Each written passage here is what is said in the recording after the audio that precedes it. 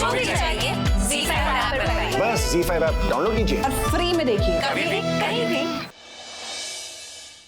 नहीं मोक्ष बेटा, आज बाबा के हाथ से पी ले। देख आज तेरी आई की तब मेरा मतलब है आज कल्याणी की तबीयत ठीक नहीं है, मेरे हाथ से पी ले। मल्हार जी, आप पिल्लू को मेरी गोद में दे दीजिए और दूध आप पिला दीजिए।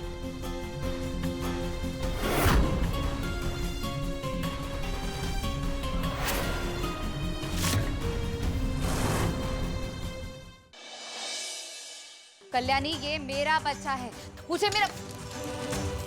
जानती हो जब ये आग शरीर पे लगती है तो कैसा महसूस होता है? बहुत दर्द होता है।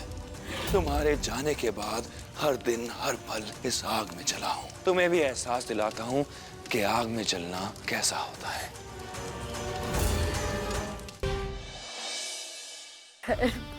मुझे मेरा बच्चा चाहिए था। तुम्हें तुम्हारा बच्चा मिलेगा, लेकिन उससे पहले मैं देशमुख खानदान को जरा बर्बाद तो कर लूं। ये आपके हाथ को क्या हो गया? मेरे मर्द का साथ मेरा झगड़ा हुआ। वैसे मेरा मर्द बुरा नहीं है ताई, लेकिन पी के आता है ना तब हलकटपना करता है। ताई, इनके चलने से ही पता चलता है ये मेरे मर्द की जैसे देसी पी के आए हैं। कल्याणी बेबे,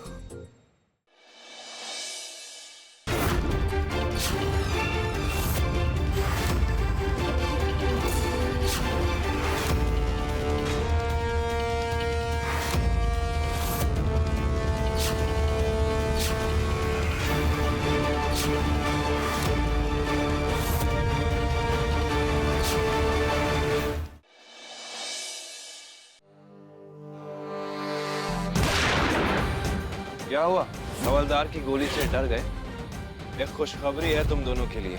इस ढोल को बजा के जश्न जरूर मनाना। नहीं, ये नहीं हो सकता। एसीपी साहब को इतनी बड़ी पार्टी देखकर डांस करने को दिल कर रहा है। अगर आप बोले तो दोनों कपल एक डांस कंपटीशन कर सकते हैं। हमें कोई कंपटीशन नहीं करना। कल्याणी, डर गई तुम? तो तुम इसलिए डर रही हो कि लोगों को पता चल जाएगा कि तुम में और मल्हार में कोई प्यार नहीं है। और वैसे भी अथर्व और संपदा जैसा प्यार सबके नसीब में नहीं होता।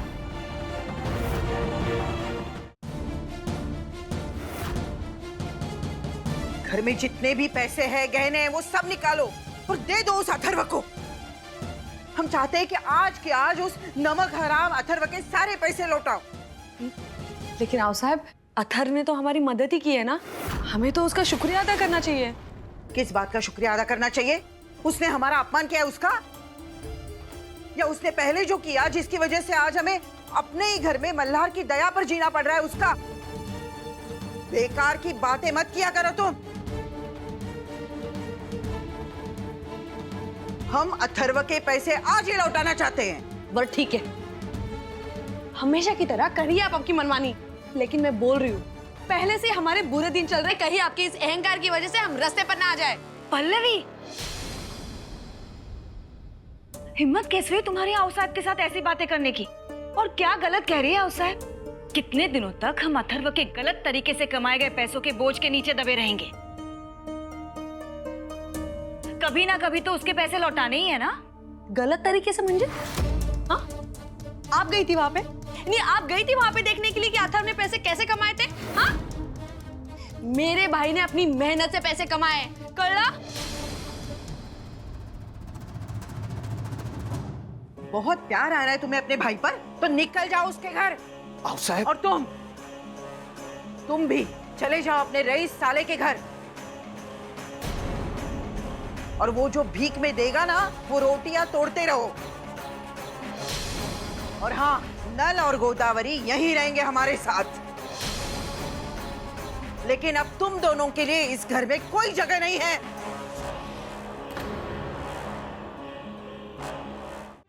शांत हो चाहिए, कहीं जल्दबाजी में लिए हुए फैसले की वजह से बच्चों की जिंदगी बर्बाद ना हो जाए।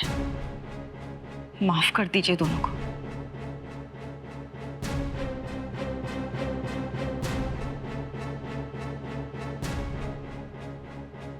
क्या जरूरत थी पल्लवी आउटसाइड? माई, आप ये मत समझना कि आपने हमें जाने से रोके कोई महान काम किया है, क्योंकि अब मैं किसी से डरने वाली हूँ नहीं, क्योंकि अब मेरा भाई वापस आ गया है मेरी देखभाल करने के लिए। कळला?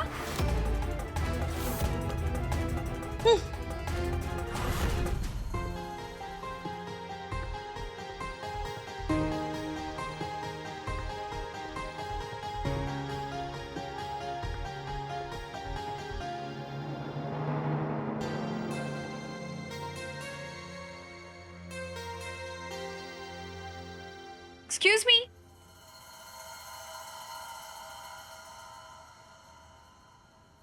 अथर्व सर और संपदा मैडम को आप दोनों के साथ ऐसा बर्ताव बिल्कुल नहीं करना चाहिए था।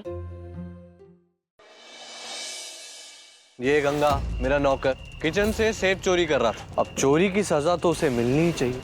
आज गलती से यहाँ पर किसी की जान चली गई तो तुम्हारी तो नौकरी का डब्बा गोल। इसे छोड़ने के लिए तुम्हें अपने घुटनों पर बैठकर मेरे जूते साफ करने होंगे। अब इसकी जान के लिए इतना तो कर ही सकते हो ना तुम।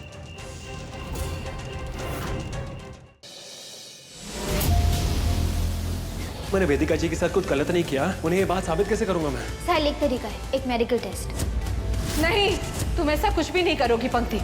सब कुछ जो हो रहा है ना वो सिर्फ आपकी वजह से हो रहा है। आपने किया ये सब? चलो पंक्ति। नहीं, पुलिस बुलानी है, वकील बुलाना है, जिसको बुलाना बुला दीजिए, और अब ये टेस्ट होके रहेगा।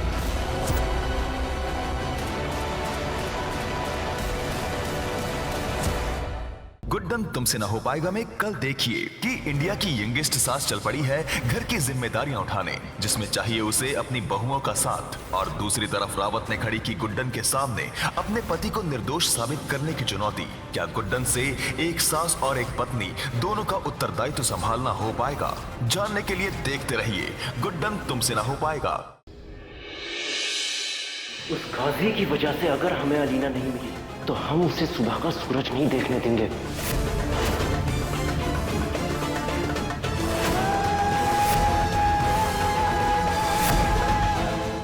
काजी साहब, काजी साहब!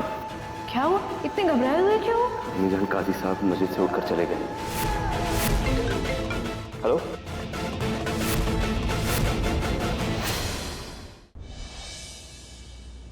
आपके लिए अच्छा ये है कि प्रज्ञा आपसे प्यार करे, लेकिन सच ये है कि प्रज्ञा मेरे भाई से प्यार करती।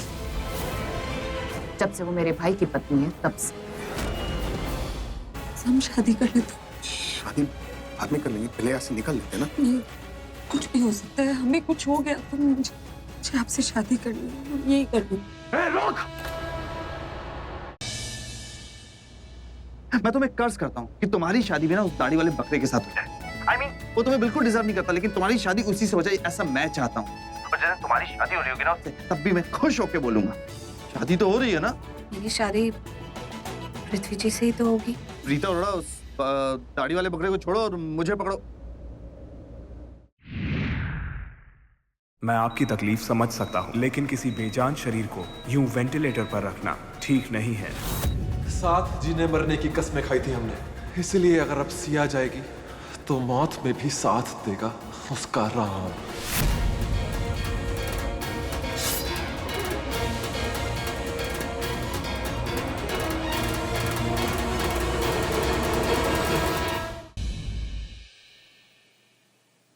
इस तरह सबके सामने बर्तन और रसोई धोकर घर की शुद्धि नहीं की जाती। कुलदेवी के मंदिर से पंडित बुलाना पड़ेगा और हवन कराना पड़ेगा। और हाँ, पूर्वा इस हवन में नहीं बैठेगी।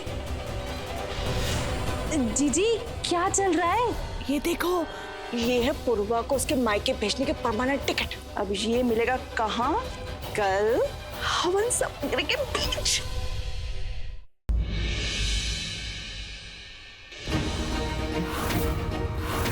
क्या हृदय अस्मिता की निवेदिता के खिलाफ ये जासूसी जान पाएगा, या अस्मिता को फिर किसी नई अग्नि परीक्षा को पार करना होगा? कितनी बार हमने कहा है कि मैं फोन मत किया करिए। अभी अभी घर में शादी हुई है, लोग हमारे आसपास घूमते रहते हैं। घर पर से बात करना खतरनाक है। जानने के लिए अगला एपिसोड मिस मत कीजिएगा।